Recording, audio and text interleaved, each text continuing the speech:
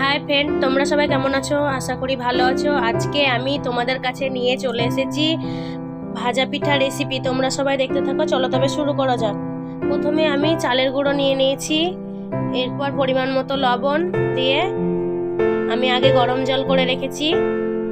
গরম জল দিয়ে ভালো করে মাখিয়ে নেব।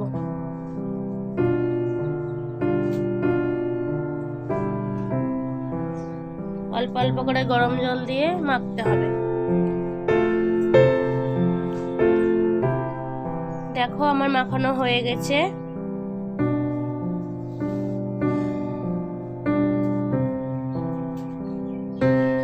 দেখো এরকম ভাবে লেচি কেটে নেব।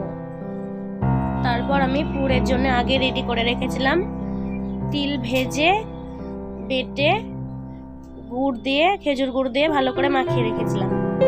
এরকম ভাবে তৈরি করে নেব পিঠে। তোমরা যেরকম চাও সেরকম ভাবে শেপ দিতে পারো। দেখো আমার তৈরি করা হয়ে গেছে, সবগুলো তৈরি করা হয়ে গেছে। এরপর আমি কড়াইয়ে জল গরম বসিয়ে দেব। দেখো জল ফুটানো হয়ে গেছে। এরপর পিঠেগুলো দিয়ে দেব। পিঠেগুলো দিয়ে এবার সেদ্ধ করে নেব।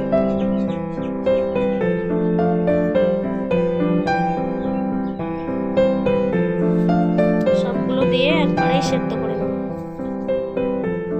আমি এই পিঠে তৈরি করার জন্য খেজুর গুড় নিয়েছি আর তিল নিয়েছি। তোমরা চাইলে নারকেল দিয়েও তৈরি করতে পারো কিংবা মোয়া দিয়েও তৈরি করতে পারো। পিঠেগুলো সেদ্ধ হয়ে গেছে, ভালো করে নাড়াচাড়া করে এরপর নামিয়ে নেব। আমি ভাজা পিঠা তৈরি করার জন্য আগেই মশলা বেটে রেখেছি। মশলার মধ্যে দিয়েছি জিরে, শুকনো লঙ্কা, আদা দিয়ে ভালো করে বেটে রেখেছি। দেখো সেদ্ধ হয়ে গেছে, এরপর তুলে নিয়েছি। এরপর সিদ্ধ পিঠের উপর পরিমাণ মতো হলুদ, লবণ, মশলাগুলো দিয়ে ভালো করে মাখিয়ে নেব।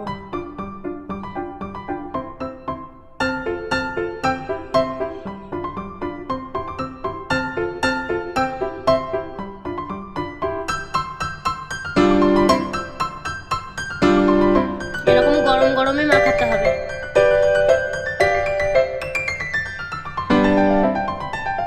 দেখো মাখানো হয়ে গেছে। এরপর কড়াইয়ে তেল দিয়ে হালকা হালকা করে ভেজে নেব।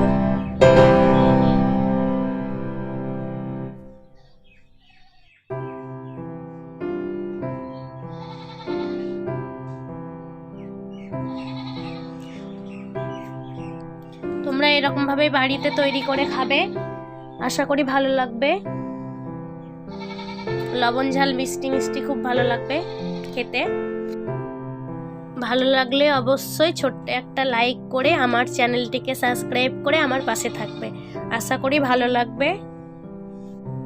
দেখো আমার সবগুলোই ভাজা হয়ে গেছে। এরকম ভাবে হালকা হালকা করে ভেজে নিতে হবে। খুব ভালো লাগে খেতে। আমরা গ্রাম্য পদ্ধতিতে এরকম ভাবেই তৈরি করে খাই। তোমরাও এরকম ভাবেই সবাই তৈরি করে খাবে। দেখো আমার সবগুলো তৈরি হয়ে গেছে।